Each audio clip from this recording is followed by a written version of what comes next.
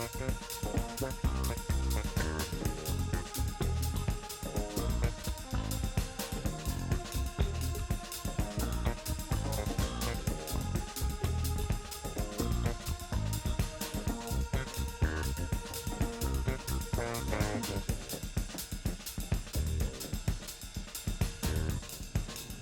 m'appelle Mélanie Souza Cunha.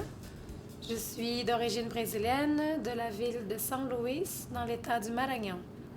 Je suis arrivée au Canada, puis voilà, j'ai fait plusieurs années au Canada. J'ai commencé à danser professionnellement parlant là, à l'âge de 17 ans. La danse, c'est vraiment ce qui a fixé mon attention parce que c'est vraiment pour moi un mode d'expression qui me correspond. Je m'appelle Francisco José Ferreira de Barros. Je viens do Brasil. Je suis brésilien, do Ceará, do Nordeste do Brasil. Je suis professeur de capoeira. J'ai travaillé avec fait du spectacle culturel. D'abord, on a décidé de s'établir à Montréal. Donc, idéalement, pour pouvoir continuer à pratiquer l'activité qu'on faisait au Brésil, il fallait enseigner. Moi, j'aime bien enseigner. J'enseigne depuis presque 20 ans déjà. Lorsqu'on commence un nouveau cours, que ce soit de afro-brésilien, de maculelê, tambour de criolla, la danse des orishas, on doit expliquer d'où elle vient, pourquoi elle a été conçue, pourquoi il y a tel chant, pourquoi on s'exprime de cette façon, pourquoi on porte tel vêtement, pourquoi on joue de telle façon, d'où viennent ces rythmes, pourquoi le tambour a été créé de cette façon, pourquoi il... Donc c'est tout ça. Donc oui, c'est très riche. Et là, on recule avec le tambour et on joue de cette façon-là celui-là. Pourquoi? D'abord, il y a l'ouverture derrière, donc le son va se répandre beaucoup plus. Fais ta basse. Vas-y, ma belle Mégane.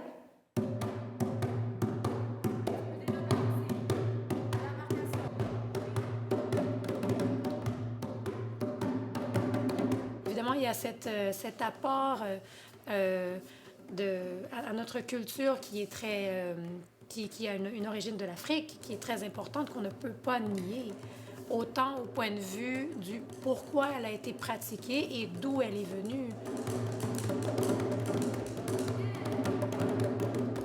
Si on prend par exemple, moi pour ma part, le tambour de criolla, qui est une danse typique du Maranhão, il y a eu une histoire en fait. Elle s'est créée dans un contexte où les gens étaient opprimés. Et c'est devenu une manifestation pour justement extérioriser des fois cette souffrance ou pour pouvoir se réunir entre nous, les personnes qui, je dis nous en fait, les habitants qui étaient des esclaves à l'époque, qui travaillaient. Donc c'est né dans ce contexte. Lorsqu'on met la jupe, de l'enfiler par le haut. Je vous rappelle que c'est une danse qui est faite en l'honneur d'un saint, Saint Bénédicte, San Benedito. Et pour ne pas l'offenser, on doit toujours mettre la jupe et la retirer par le haut. Donc, ce que ça signifie. Vous la tournez à l'envers. Benedito, c'était une personne qui était très généreuse de sa personne. Il donnait la nourriture. En conséquence, si jamais quelqu'un souffrait, ses vêtements, même chose. Donc, quand il est décédé, ils ont fait de lui un saint. C'était le premier saint, d'ailleurs, noir de la culture. Et il est le saint protecteur des Noirs. Donc, il est très représentatif, il est très fort. Son nom, sa présence est très forte et reconnue au Brésil, mais spécialement dans le Maranhão. C'est une danse qui est patrimoine, qui est le patrimoine depuis 2007, si je ne m'abuse. Base, gauche, tombe, base. Fala, será legal alguém que toca o meião, se você puder.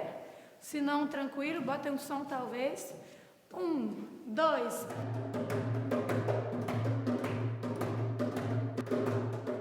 Parce que c'est un sport aussi, quand on le pratique régulièrement, c'est assez physique.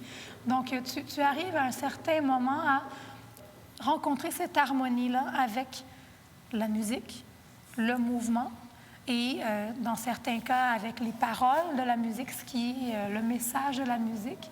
Donc, c'est ça, c'est vraiment un moment de bonheur intense. C'est comme si je trouve ma raison d'être.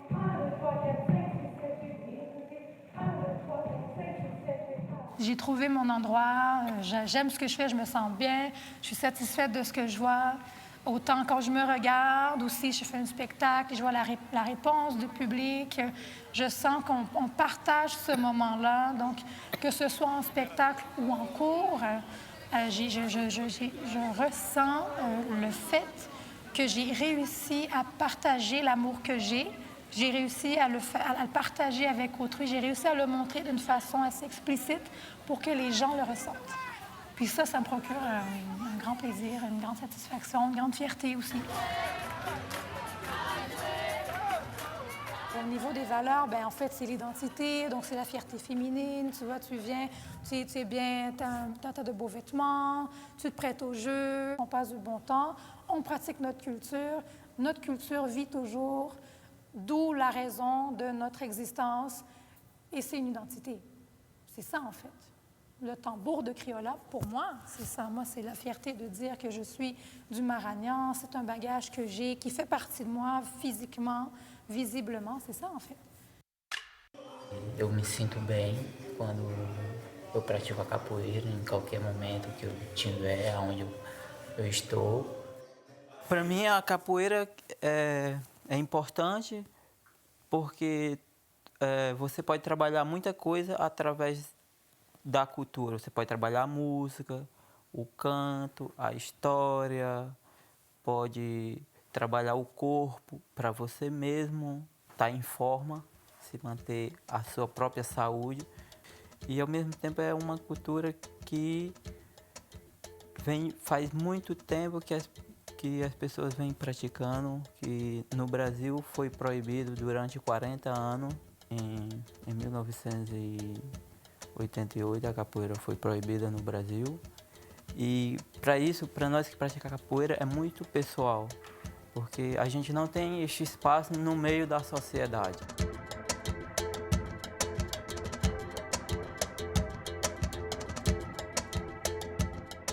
Não temos a capoeira na escola, não é ensinada em escola, não, até hoje não tem esse lado social. Mas a gente vem trabalhando muito em cima disso, divulgando, e cada ano ela vem se adaptando, ela vem ganhando mais espaço. E hoje a capoeira está mais em mais de 160 países que já alcançou, e isso é uma vitória muito grande para uma arte que vem dos negros, que vem dos escravos.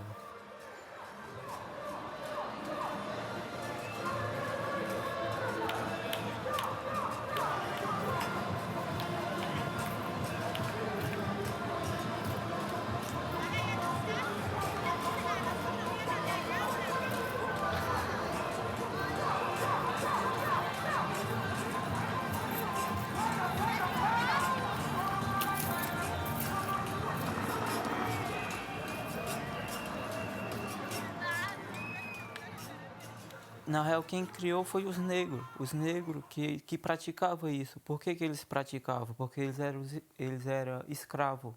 Eles não tinham a oportunidade de fazer outra coisa. E era um momento dele se divertir, era praticando... Aquilo. Isso, praticando a dança. A dança, o toque, né? Isso, cantando, era um modo de se sentir vivo. Porque eles eram proibidos de falar o seu próprio idioma, era proibido de praticar sua culinária, era proibido de praticar sua cultura, e com isso eles criaram outra cultura nas terras brasileiras. Criaram outra, que, por exemplo, a capoeira, eles criaram em uma luta.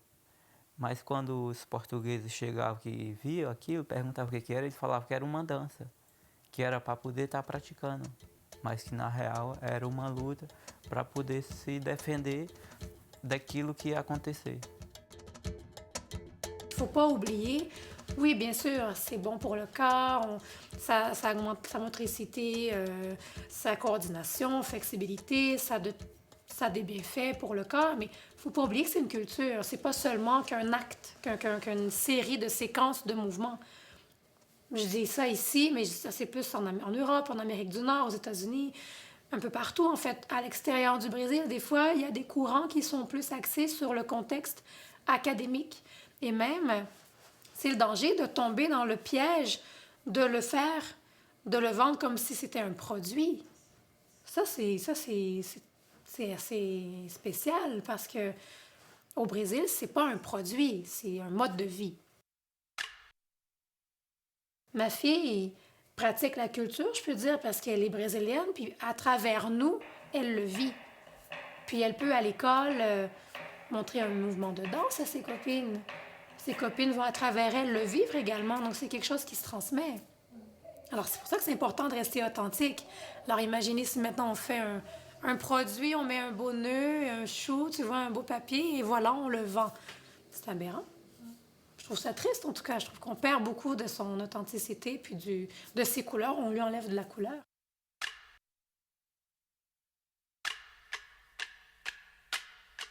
Ô boa noite pra quem é de boa noite. Ô bom dia pra quem é de bom dia. A benção, meu papai, a benção. Maculele é o rei da valentia. Moi, j'aime beaucoup le makulélé également parce que je trouve ça très vif, c'est aussi toute l'émotion, l'histoire aussi du makulélé. Et puis tout, nous, lorsqu'on présente le makulélé, nous, on présente l'histoire du pourquoi, parce que c'est vraiment cette influence indienne, locale, native, qui vient dépeindre les costumes, le maquillage. Même c'est un affrontement entre des tribus d'Indiens, donc c'est pour ça que c'est toujours très, pas sombre, mais c'est très fort comme expression, comme sentiment. Lorsqu'on pratique le makulélé, on incorpore le personnage. Donc ça, c'est un peu le côté théâtral. Puis ça, c'est merveilleux, parce que lorsqu'on a la chance de pouvoir le présenter de cette façon, on voit que le public ressent cette énergie et nous regarde, puis ils sont les yeux, puis c'est comme si le temps s'arrête. Parce que c'est tellement intense. Donc, dans les rituels, dans les affrontements, dans le développement, lorsqu'il y a une petite légende également avec Jurema, qui est un esprit qui vient rapporter une potion. Donc, il y a tout un rituel avec ça. Donc, nous, on essaie de bien présenter cette histoire. Parce que la culture, hein, elle vient aussi de l'histoire, voilà.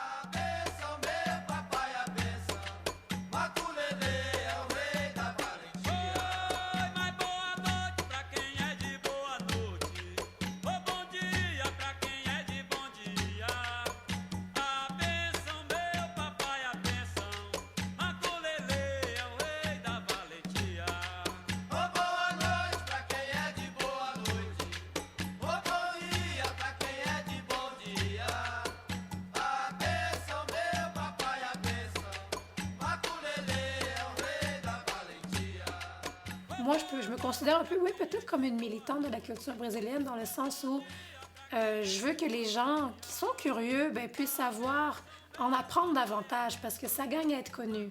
C'est un pays très beau, très coloré, une culture merveilleuse, des gens très sympathiques. Moi, en tout cas, je suis très fière de dire que je suis brésilienne parce que j'aime mon pays.